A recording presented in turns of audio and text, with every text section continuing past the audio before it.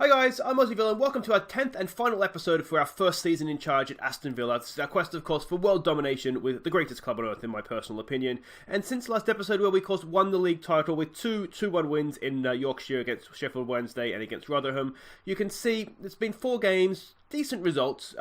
We've been just very much experimenting, playing young players, seeing what we have for next season.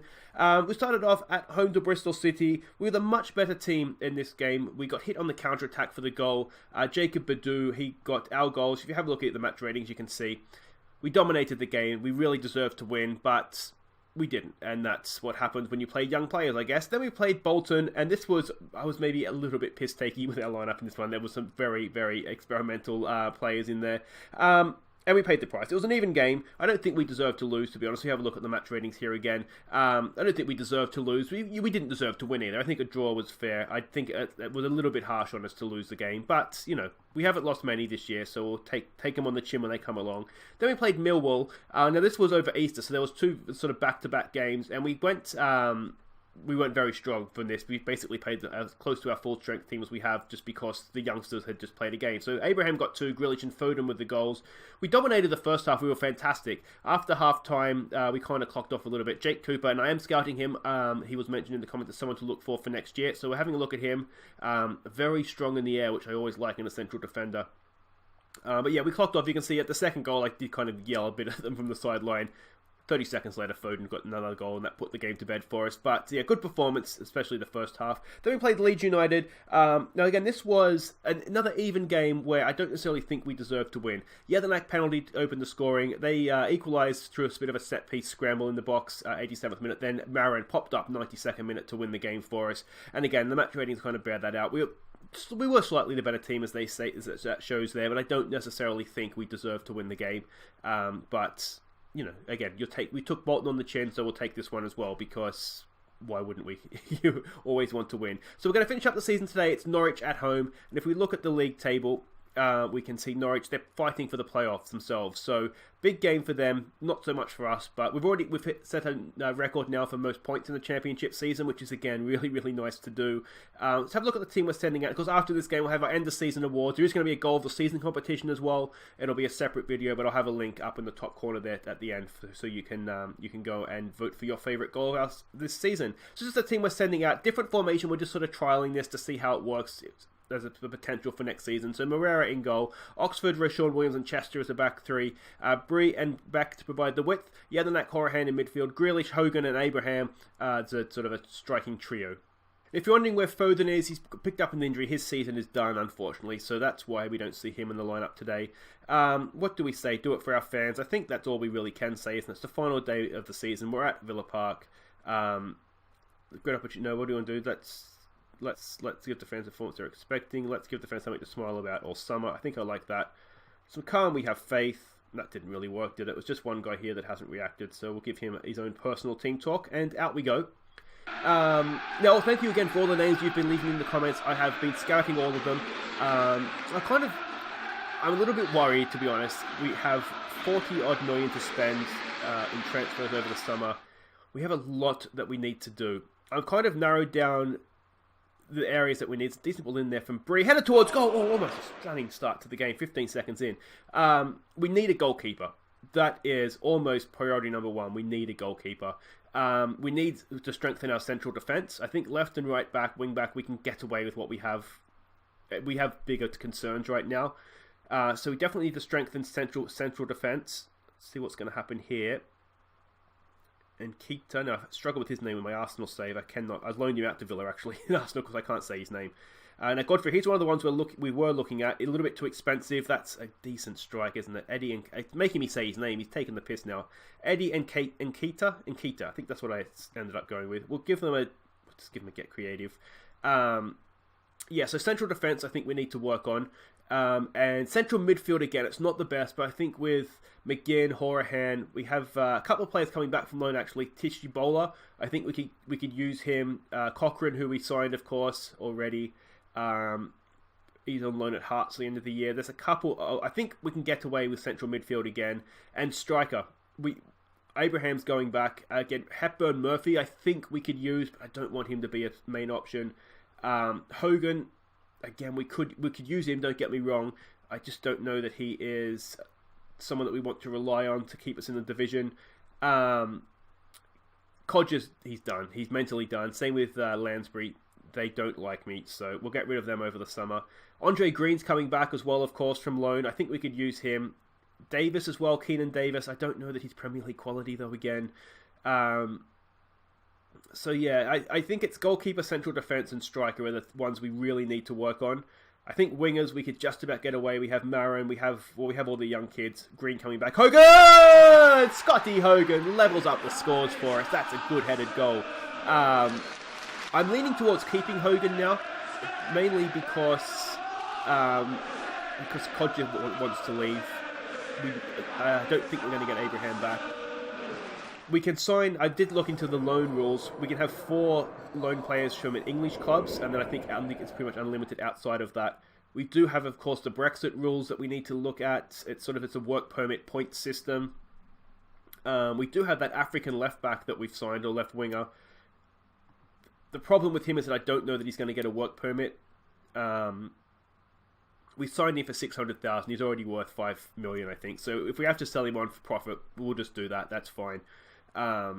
Ideally, I'd like to get him a work permit, though, but I just don't think that's going to happen. Let's tell him to get creative here. I'm not sure this formation's working, to be honest. There's going to be a little bit of not being familiar with it because, we haven't played it all season. So that might be contributing a little bit to this, but yeah, we've certainly been outplayed, and I think lucky to find ourselves on level terms. I'm going to say that we're not happy with that because we didn't play well. Roshawn Williams is looking nervous. We'll just give him, come on, we have faith in you, brother. Go out there and show us what you got. We'll start the second half with that team. I'm thinking I might look to bring McGinn on for Jedinak. Jedinak has re-signed a contract to basically half his wages. He's happy to be a backup, which is fine. I'm okay with him just being on the bench. If we need to shore up a game in the Premier League, put someone in front of the back 4 or the back 3. I'm thinking we might use him in that role, just sort of dressing room captain. He's on 24 grand a week now, down from 50. So I'm more than happy with that. I think that's a good bit of business for us. He's on a booking. This might be his last highlight. Can he finish off the season with a goal? It's knocked in. It's there. It's a header. Oh, it's offside. Unlucky for Roshawn Williams. I think he's going to be a steal, Roshawn Williams. He's done pretty well for us. And we signed him for Manchester United. It was under £1 million. I think with added extras, it goes up to just over £1 million. Is that offside? Possibly just.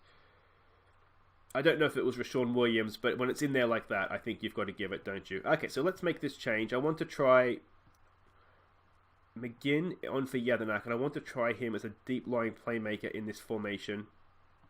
We'll put him on support just to try and get forward a little bit. Temu Abraham has just clocked off the end of this season. We'll bring Alexander Isaac on. And that leaves us one change. I would like to get Jake Doyle-Hayes on for a game if I can, so we'll leave that for a bit. Here's Horahan with the corner.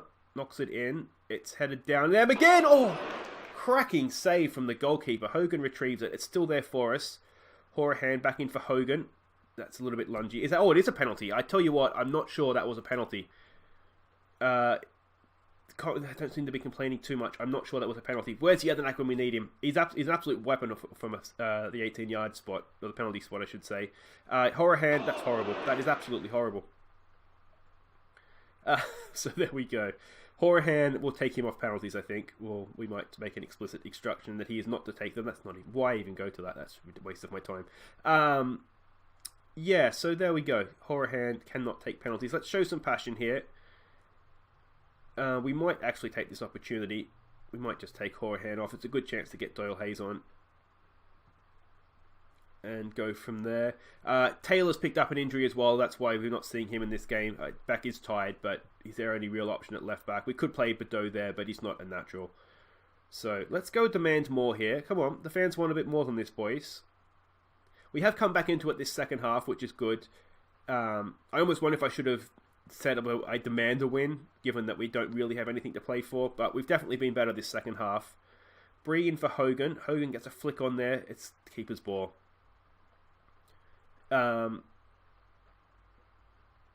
Yeah. Let me know what you think. Do you think this tactic in general could work for us, or are we better off with the 4-3-3?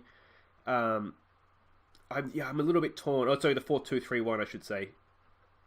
How are we playing? 4-2-3-1, yeah. I'm a little bit worried that might leave us a little bit open in midfield, having sort of the three in behind a striker. Maybe against the better teams in the Premier League, this is something we could look at doing. And against sort of the teams that we expect to be down there with us, we could go the 4-3-3. Not the ball up. Rashawn Williams has done well there. McGinn on for Doyle Hayes. This is looking good. Here's Alexander Isaac. Use your man. There we go. Bree. First time back post. There it is. Back. Oh, he's missed it. That would have been a really, really good team goal. A late entrant into the goal of the season, perhaps. That was really promising play, but just wasn't quite to be. Let's give him a push forward. Can we get one final thrust in here? This is it, though. I don't think it's going to happen. It's not the worst way to end the year, is it? Norwich are a good team. I wonder if this is enough for them to get into the playoffs. We had our chance, didn't we? We missed a penalty, so we can't complain. Let's not go and concede though. Well done, Doyle Hayes. Have any of you tried Doyle Hayes in the Premier League? Is he going to be good enough? I think he might be okay as a backup. It's one of those, if we don't get injuries, then that's fine. We can use him as just a backup for cup games and things like that. But if we do get a few injuries and we need to rely on him, another good tackle from Rashawn Williams. Then I don't know that he's that good. But we've come back well in that second half. I'm relatively happy with that. Shame about the penalty, as I said, but we'll say it was disappointing. But it was better, wasn't it? Better in the second half. So there it is. That's how the season ends. It was just about good enough for Norwich. That win we took against Millwall, that's taking them out on goal difference. So a little bit unlucky for Millwall, but they're probably better off in the Championship anyway, aren't they? So there we go. Honours even at Villa Park. Let's have a look at the state of the club here. Finances, they could be better. I'm not going to lie, they could be better. Now, we have a lot of wages being freed up this postseason with contracts expiring. We do have a quick look at that, just to give you an idea of sort of the state of the club. Contracts expiring, we can see here. Abraham, I get him back at 50 grand a week, but here we go. So Micah Richards, 50 grand. Glenn Whelan, 30 grand. 15 grand for Bunn. How he's got that money, I don't understand. 30 grand from Hutton going as well. And then there's the other loan fees there as well, all loan wages. So we're going to free up quite a bit of money to spend on wages, which is good. But I mean, that will improve when it with Premier League money, obviously, but that's not ideal. So guys, wait right there. We'll be back momentarily for the end of season awards.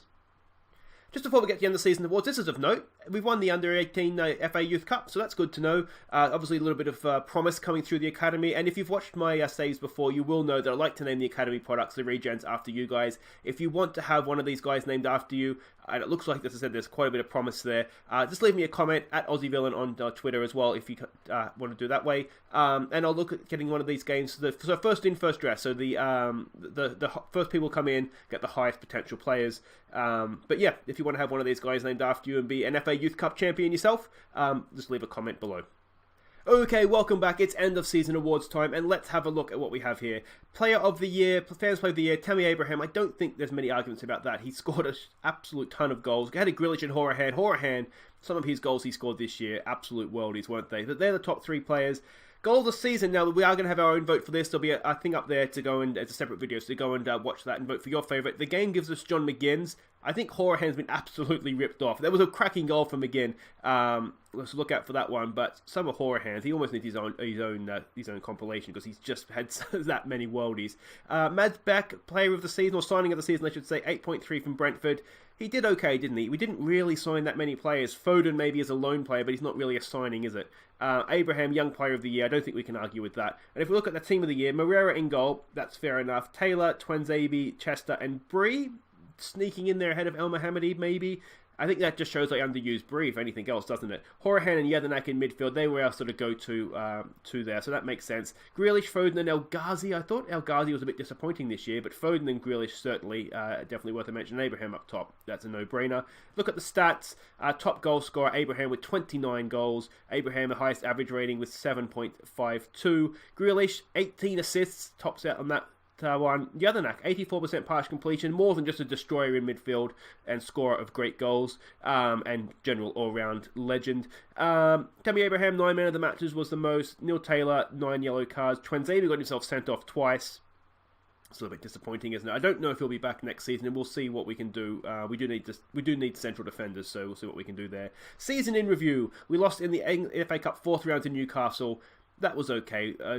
We weren't taking it too seriously. We won the championship, of course, which was what we were all about this year, and we lost to Manchester City in the Carabao Cup third round. No disgrace there. Game of the year, the 4-0 against Swansea. I'd say 7-2 against West Brom, but, that's just me. Moment to forget, the 3-1 loss to Millwall. That wasn't great, was it? That was a bit disappointing. I do remember that game.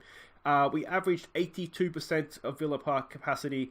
We used 34 players. It's the highest in the championship. I always take pride in that. I do like to play a lot of players, so...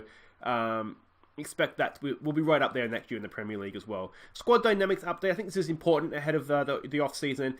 Chester, Jedinak and Horahan, they are all going to be around next year, so the team leaders will stay intact. We'll lose a few influential players and highly influential players, but that's okay. We can deal with that. Anything else here we want to look at? I don't necessarily think that we do. The board are pretty happy, but you would expect that given what, we pretty much smashed every record the championship has to offer. The only other thing I want to look at here is just the sort of the player stats of how everyone got on this year. People I know do like to look at this. So if we look at appearances, it was Moreira, the goalkeeper, with the most by a stunning amount, actually, almost 10 or 11 games more.